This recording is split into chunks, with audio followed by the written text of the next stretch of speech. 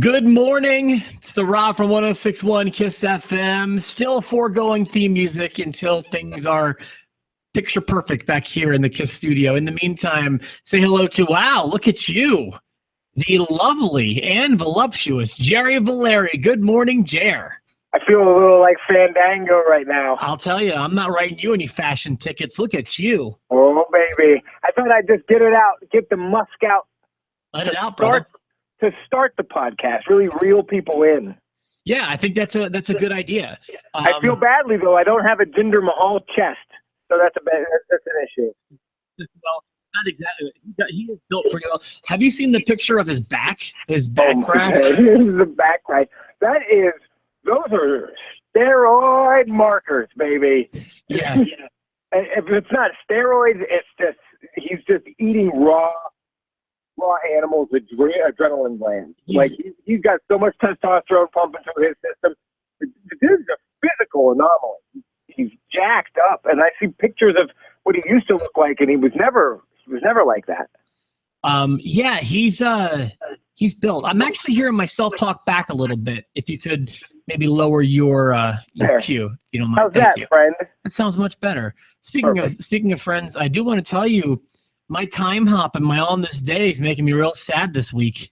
Where were we on this day? We were together 2 years ago. Were we having that deer face pizza? We were having the deer head pizza. We were doing a show in the studio. You were fighting with my dog over a toy. That was the best day. That was the best weekend. We had the best time. We were eating B-dubs and we were playing Drawful. And I got into a feud with Rich Brennan, the then voice of NXT, because I think he blew the Samoa Joe call when Samoa Joe first came to NXT. Just leave it at he blew. He blew. He was the worst. He was just out of his element, and I'm sorry. And I, as a fellow broadcaster, and obviously haven't even reached the level of fame as Rich Brennan, but I'm just telling you, I'm not saying he had an easy job. I don't think that those jobs are easy. But he was just outmatched. He was not in the right spot. Samoa Joe shows up for the first time in any WWE TV, and he goes, "It's Joe." Yeah, that was a very much a blown call. But I mean, that happens. I think it's a stressful position. But what made it great was you do the one thing he did to you, the one thing that he should never do. You never feed the trolls. He came right back at me too. Yeah. And it just like that made it a blood feud at that point. So hopefully we'll get you out here again soon. I know you were planning on, earlier in this year, it didn't wind up happening, but hopefully maybe this summer we'll be able to get Valeria back here. Hey, am I still there? You're frozen. I can hear you just fine, which is why we do this. But yeah, it's just the Steelers logo. How about that? Hey, you're back. All right, good. So I don't know if you heard me, but I was just saying hopefully we'll get you back out here again soon.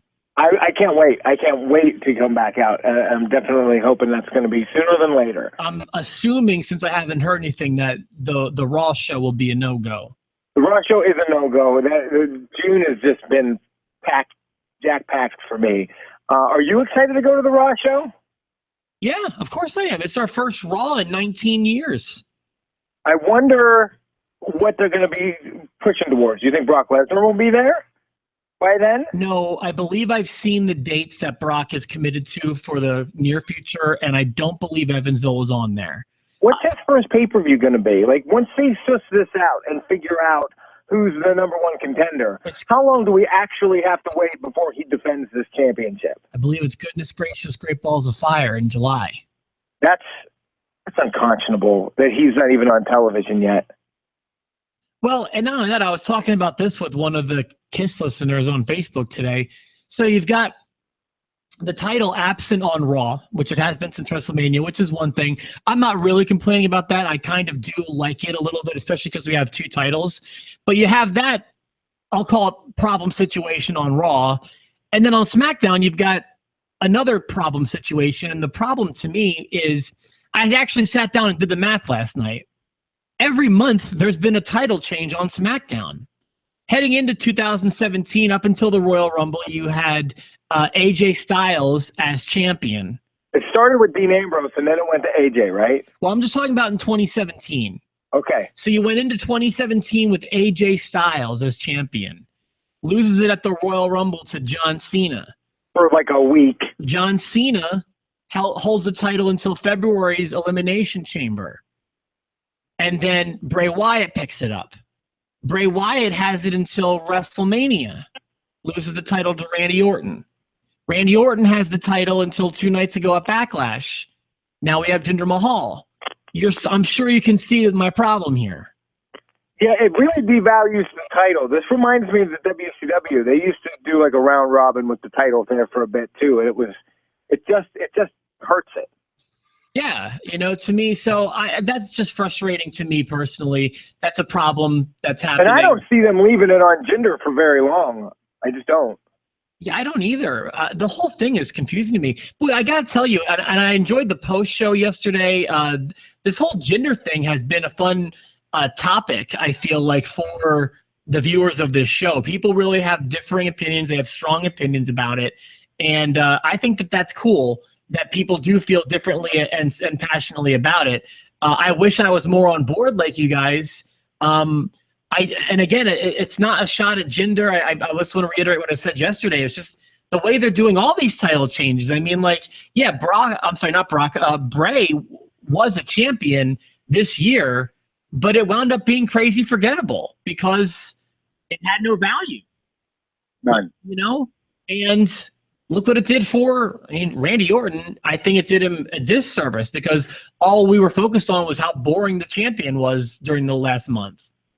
And I don't know if the WWE realizes how boring Randy Orton is as champion, but it was bad. It wasn't good. They should have just let Bray Wyatt have it for a little bit longer and let him actually win a feud once in a while. Like, really, why did AJ need to lose to Cena? Like, you could have just bypassed so many steps. They did that. I'm telling you, they did that. They got him to 16 so they can pull the trigger on 17 whenever they want. So there's that, and then you have the double down of, I don't think Jinder's going to have this thing very long. So I bet you we're going to have another one, and it's just to me, it's making me lose interest in SmackDown's title. He's going to have his Punjabi celebration tonight, when Randy Orton's going to ruin that. And they're going to be fighting at the next pay-per-view. So, yeah, that's my thoughts about everything that happened on the post show yesterday. But a great post show. People also really disagreeing on the quality of the show. Jerry and I being two of them. He gave it like a B, and I gave it like a C-. And we were both kind of. I could have given it a D+, and he could have given it a B+. And there was this. People took different things from the show, and that's why we do this show in the first place. So I just enjoyed it, and I thought more about it, and not trying to justify my grade. And the same can be said for Raw last night, whereas like when the story lets me down or the booking lets me down, the wrestling has gotten to the point where it doesn't usually let me down anymore. I mean, like, there's a lot of talent on both rosters, and when they give them an opportunity, sure, people have off nights, but when they give them an opportunity, the worst they can do is have an okay match. And that's okay for me. There's not a lot of wrestle crap matches happening. There's wrestle crap promos. There's some serious wrestle crap going on there, but the matches themselves haven't been awful. There's that. I feel that way about Raw for sure. It's like last night, not everything landed with me, but the guys they have in their main event, I mean, it's hard to argue with any of them. Yeah, no, they've got 5 talented guys, in the main event situation. Let's talk about Raw last night. I felt like there really wasn't a whole lot to talk about personally, and I'll tell you why. I feel like, there's a few things I do want to mention. I feel like they're really just holding things over in this episode. They didn't progress much. They just kind of continued. They've got the Fatal 5-Way set for Extreme Rules, and I think that next week, this week, the previous week, even the week before, it's just different variations of those 5 guys wrestling each other. With Bray Wyatt high, that's my first note was from the opening segment. He had feathers in his soup. He was giggly. I have no comment about that. I didn't notice anything too different about him. He seemed so high. And he was just laughing at everything and laughing at Roman and laughing. He was like, please ask me. And he was doing this more than he normally does. He was like Mick Jagger up there. It was insane. Well, I can't explain that. I mean, he certainly could have been. I have no idea. And then Roman came out and did his line. Yes. This is my yard. Get out of my yard. Yard. I wonder if he gets paid by the amount of times he says yard. He gets $15 every time he says yard. I don't think it works that way, but what do I know? This is my yard. Then Angle comes out and you have your match. Easy peasy. Yeah, you're right. And then you had Finn Balor, and I mean the match happened with Ken Anderson, but I think the big story was Paul Heyman kind of showing up out of nowhere. And I mean, I guess rooting for Finn Balor. Well, he put Finn Balor over pretty huge, don't you think? Yeah, I mean, he certainly did. I don't know how I feel. Like I don't mind seeing Finn win on Sunday. I'm trying to figure out if I want a Balor Brock feud. I'll tell you that it's intriguing. Yeah, I guess maybe it is. There are a few that are really intriguing, and the one that is going to happen isn't. The one that's going to happen is the one I really don't care about. Like, I think this could be. We've seen it. Yeah, I feel like this could be a great spot for someone like Joe. I feel like Joe and Brock is kind of a dream match people have been talking about, especially with their stiff styles, and I just feel like their chemistry could really work for me. Right. I can't imagine Rollins doing a bad job. Not my number one choice. It'll be interesting to see how Rollins plays it this time, because last time Brock was chasing him, he was the cowardly heel, and he was always he was the slimy, sneak away heel. Now he's got to be the valiant hero that slays the beast, and I don't see him doing it. I'm not sure any of these five guys are going to slay the beast. I don't want it to be Bray Wyatt, but only because I don't want Bray Wyatt to lose another feud right away. Fair enough. I think Bray Wyatt and Brock Lesnar would be interesting. Yeah, I agree with that. I would like to see that, but I don't see Bray stopping Brock personally. But like I said, I don't think anyone's going to beat him in July. But you know what the most exciting thing about a Bray Wyatt Brock Lesnar feud would be? What's that? Bray Wyatt squaring off on the mic against Paul Heyman. Yeah, I was about to suggest that. I mean, again, Bray is kind of hit or miss with me. Usually, I like him. Paul always hits with me, though. I always like when Paul's out there. Stand up. Stand up! Stand up! Stand up! At one point, I stood up. At one point, I stood up off of my couch, and I was like, I'm up. I'm up, Bray. Stop it. Stand up. Stand up. So there was one part of Raw. He was high. I can't confirm or deny this. I don't know. He was high as a kite. So there's one part of Raw I want to talk about first, if you don't mind. I have no particular notes, but the thing that I've been thinking about most on Raw was the stuff with Enzo. And one thing that was intriguing to me, so I really thought that what happened last night, he got attacked by an unknown assailant, if you recall. Yes. I thought for sure this was going to be a 1 week kind of deal where it would lead us into a match later in the show. And that wasn't the case.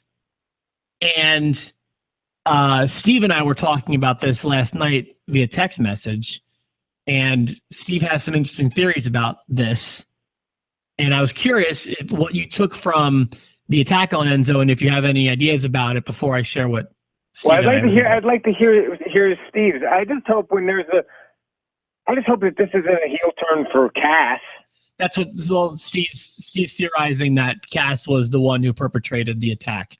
And that seems to make a lot of sense to me. I guess it does. It's breaking up that team makes no sense to me right now. We were both talking about that too. So here's the thing with that is I think it's probably inevitable that it will break up. And I'm sure that they will both be okay for a little bit, but I think that in the long run, it will be a mistake. So when they break up, it will lead to immediate fireworks between the two. It will be a fun feud to watch. But then they're both going to graduate from that feud, and I don't think they're going to do all that. You haven't given them enough time as this team. I don't think. Milk it a little bit more. I mean, they sell more merchandise than anybody right now. Just let them be the sideshow that they are, because you're right. You split them up, and I'm afraid that if you split them up, the only one that has a real chance is Cass, but he's not great on the mic. Cass just, I don't know, he doesn't have the it thing that I'm looking for in the shoes that they want him to fill. I don't see Cass as a champ. I'm sorry. And I can't put my finger on what it is, but I just don't see it. Enzo, I think, would make a great champ if they didn't make him look like a doofus every time he had a match. Enzo, I think, has a decent chance of being a mid-level stay-around guy in the same vein as like almost a Santino or a Road Dogg or something like that, you know?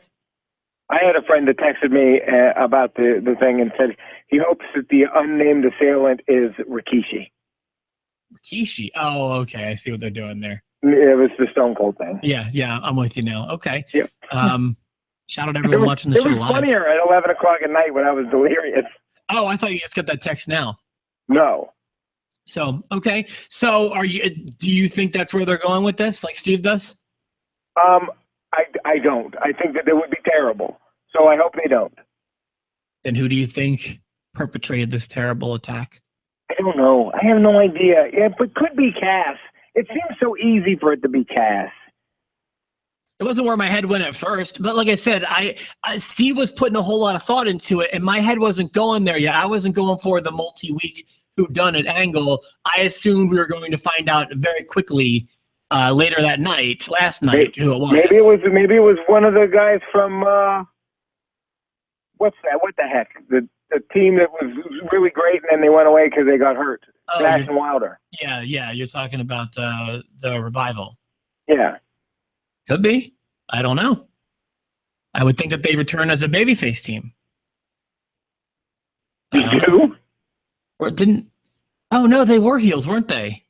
Big heels. Yeah. They kicked the ice cream truck over. Well, now, you and I thought that was a babyface move because you and I hate the ice cream cart. Yeah, well, and they were only here for like 2 weeks. 2 weeks, and then they got hurt big time. All right, yeah, I forgot that they're like over in the internet wrestling community, but they are not babyface. You're right. You're thinking DIY. They're the babyface team from NXT. And I think, didn't they split up this weekend? I think so. Yeah, cool. I didn't watch TakeOver. I didn't either. Yeah, I'm surprised. I thought they're usually attached to the big pay-per-views. Backlash was huge, dude. Jinder Mahal won the championship. You know what I mean? The long time, the Royal Rumble, SummerSlam, WrestleMania, and Survivor Series. Backlash, right. Speaking of NXT guys being called up, we got the first match from Elias Sampson. Did you have thoughts about this? I thought it was a pretty interesting spot to put him, a high profile. I mean, you put him right in the middle of the Miz and Dean Ambrose feud. The way they did it could only help him. It can help everybody because I first of all, I don't know Elias's story. I don't know if he's one of the great ones. People seem to really get a bone for anyone who comes up from NXT, and they always say that they're awesome. But nothing about last night wowed me. However, I did love the guitar playing before the match. Nothing in the back, but when he was just playing guitar before a chorus of boos and just kept at it, like that worked for me. And then I really like that this could pose some excitement for the mid-card that's getting a little stale.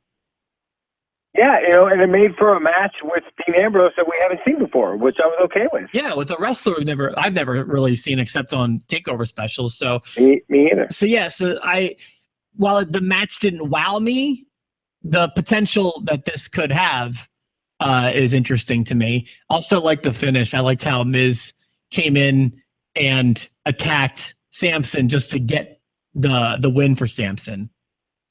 Yeah, just to make Dean Ambrose lose. I love how they did mention something that I didn't realize before. Maybe I was sleeping on another episode of Raw where they mentioned it. But I guess in the match they have coming up in Elimination Chamber, if Dean Ambrose gets disqualified, he loses the title.